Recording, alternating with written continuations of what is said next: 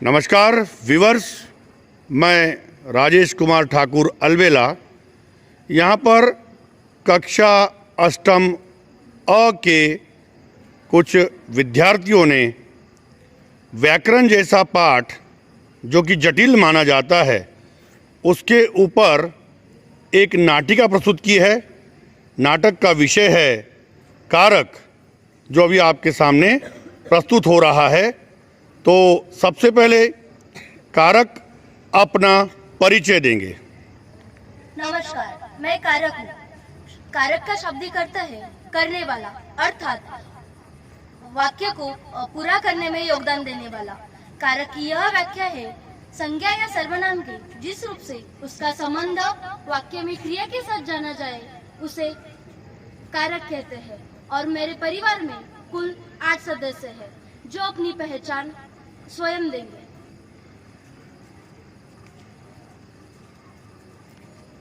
नमस्कार, मैं कर्ता कारक हूँ। कर्ता यानी कार्य करने वाला। वाक्य में जिसके द्वारा कार्य किया जाता है या हो रहा होता है वह मैं कहलाता हूँ। मेरा विभक्ति चिन्ह ने है। उदाहरण के तौर पर किसान ने बीज बोया और भक्ति ने प्रतीक्षा को पानी दिया। इसमें भक्ति ने और किसान ने यह कर्ता कारक दर्शाता है। धन्यवाद। मैं कर्म कारक हूँ। संज्ञा या सर्वनाम के जिस पद पर क्रिया का प्रभाव पड़ता है वो मैं हूँ। मेरा विभक्ति चिन्ह को है। उदाहरण के तौर पर न्यायाधीश ने अपराधी को दंड दिया। इस उदाहरण में अपराधी यह कर्म है और दंड दिया यह क्रिया है जिसका प्रभाव अपराधी पर पड़ रहा है।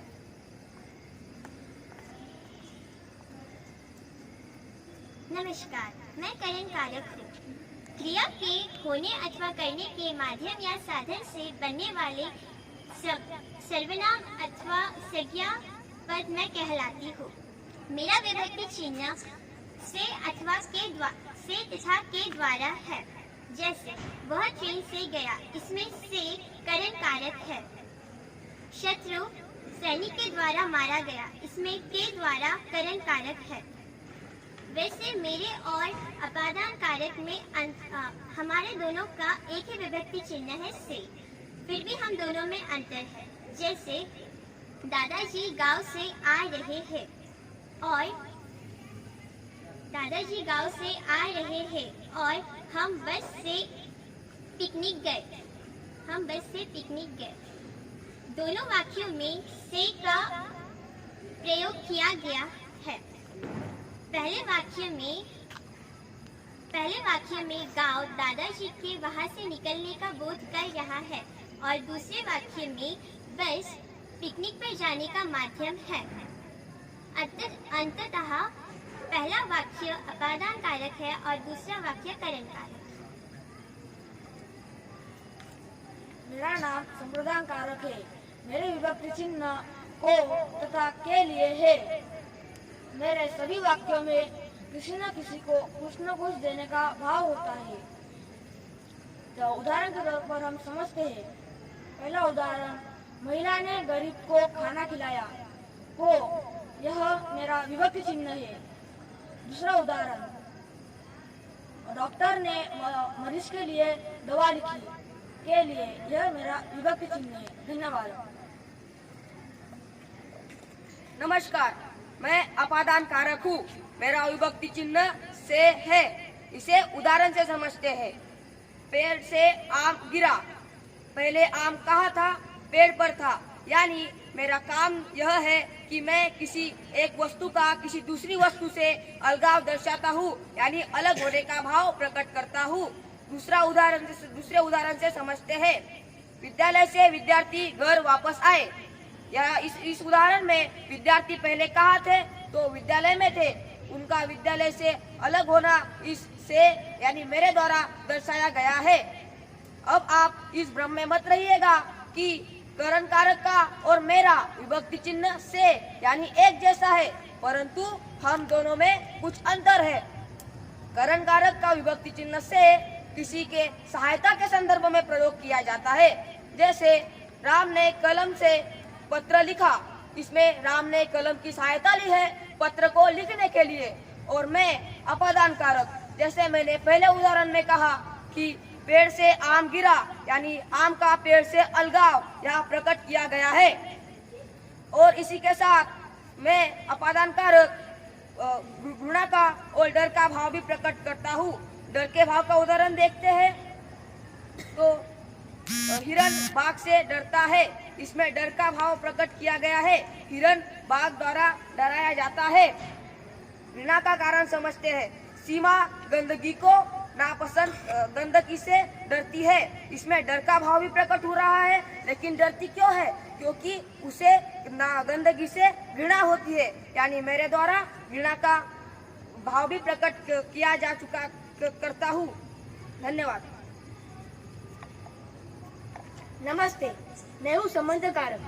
संबंध कारक के रारी रे, नानी ने, काकी के ये विभक्ति चिन्ह है। किसी दो वस्तुओं या दो लोगों के बीच के अंतर को संबंध को बताने का मैं काम करता हूँ। तो हम इसको उदाहरण से समझते हैं। वह राम की पुस्तक है। वह राम की ये मेरा विभक्ति चिन्ह है।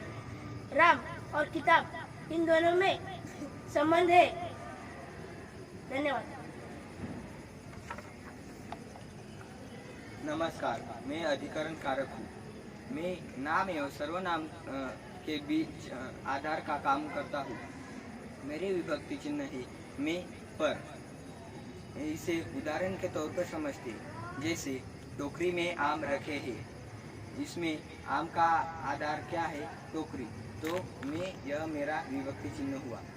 एवं कपड़े छत पर सूख रहे हैं, इसमें कपड़े का आधार छत है, इसमें कपड़े का आधार छत है और इसमें मेरा विभक्ति चिन्ह भी है। धन्यवाद। नमस्ते, मैं संबोधन कारक।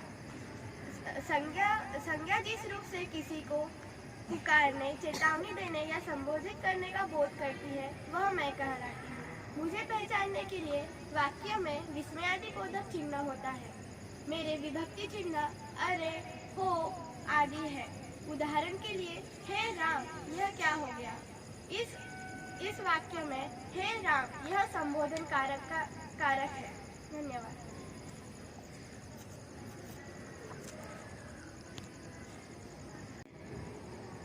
इन सभी का परिचय करा रहा हूँ। ये कारक की भूमिका निभाई है ओजस्विनी, कक्षा अष्टम अ। यहाँ पर आप देख रहे हैं कर्ता कारक के भूमिका में मिस भक्ति चाटे और कर्म कारक की भूमिका में तन्वी अंभोरे, करण कारक की भूमिका में हर्षदा भगत और संप्रदान कारक की भूमिका में नाम बताइए। हाँ, यथार्थ खिराड़े। और अपादान कारक की भूमिका में मास्टर प्रणव मनवर। और संबंध कारक की भूमिका में आप देख रहे हैं यहाँ पर पृथ्वीराज सरनाइक। और अधिकारण कारक की भूमिका में हितेश ठाकरे। और संबोधन कारक की भूमिका में युक्ति मस्के। तो मेरा ये मानना है कि इस नाटिका के माध्यम से आपको कारक क्या है, कारक किस प्रकार से वाक्य में अपना प्रभाव रखता है और कारक की वजह से हम किस प्रकार से वाक्य की रचना को सफल बना सकते हैं, ये सभी इन नाटक के पात्रों ने आपको समझाया। एक छोटा सा मेरा प्रयास था मेरे होनहार बच्चों के माध्यम से। अगर अच्छा लगे तो मेरे YouTube चैनल को लाइक करें, सब्सक्राइब करें एवं बेल आइकन को दबाएं ताकि आने वाले समय में जो भी वीडियोज़ YouTube चैनल पर अपलोड किए जाएंगे वो आपको ससमय मिल जाए। मेरे YouTube चैनल का नाम है लर्न हिंदी विथ राजेश कुमार अलवेला। धन्यवाद। मैं कारक हूँ और आप भी तो मेरे ही परिवार कर्ता कारक, आपका विभक्ति चिन्ह क्या है? मैं भूल गई हूँ। मेरा विभक्ति चिन्ह में है। और करण, तुम कैसे हो? बहुत दिनों बाद मिले। मैं बहुत खुश हूँ। आपका विभक्ति चिन्ह क्या है? मेरा से तथा मैं पर है। अरे संबोधन, आप कैसे हो? मैं बहुत ठीक हूँ। आपका विभक्ति चिन्ह क्या है? मेरे विभक्ति चिन्ह बहुत सारे हैं, जैसे अरे, बाप रे और आदि। अरे कर्म कारक, मैं तो तुम्हें भूलेगी। वैसे तुम्हारा विभक्ति चिन्ह क्या है? मेरा विभक्ति चिन्ह को है। तुम कैसी हो? मैं ठीक। क्या तुम फिर से मुझे अपना विभक्ति चिन्ह बताओगे? जी हाँ, जरूर। मेरे विभक्ति चिन्ह बहुत सारे हैं, जिसमें से कुछ अरे, बाप रे वो और आदि।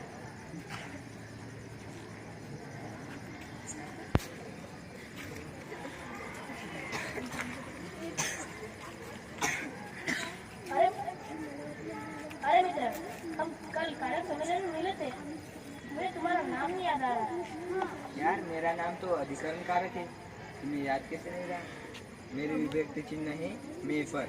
मैं किसी भी नाम एवं सर्वनाम को आधार देने का काम करता हूँ। जैसे हम उदाहरण के तौर पर समझेंगे। आम टोकरी में रखे, इसमें आम का आधार टोकरी, कपड़े छत पर सूख रहे, इस पे कपड़े का आधार क्या है? छत है।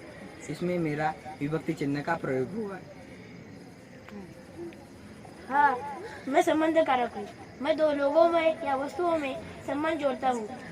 जैसे कि वह पुस्तक राम की है, वह पुस्तक राम की ये मेरा विभक्ति चिन्ह है।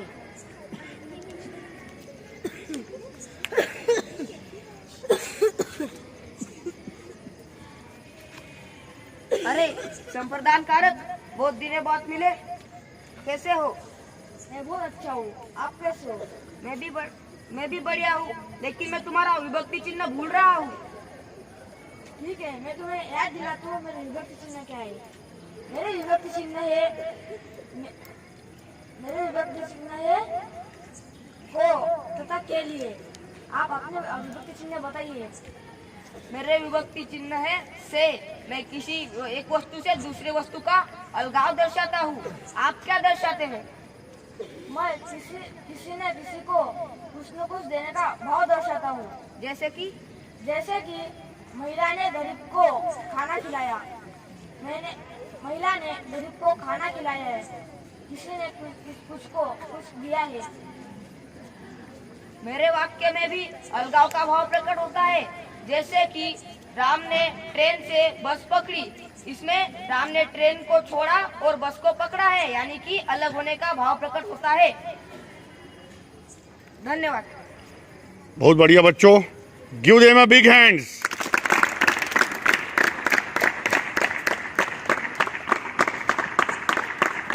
चलो सारा परिवार एक साथ हो जाओ फिर से एक बार।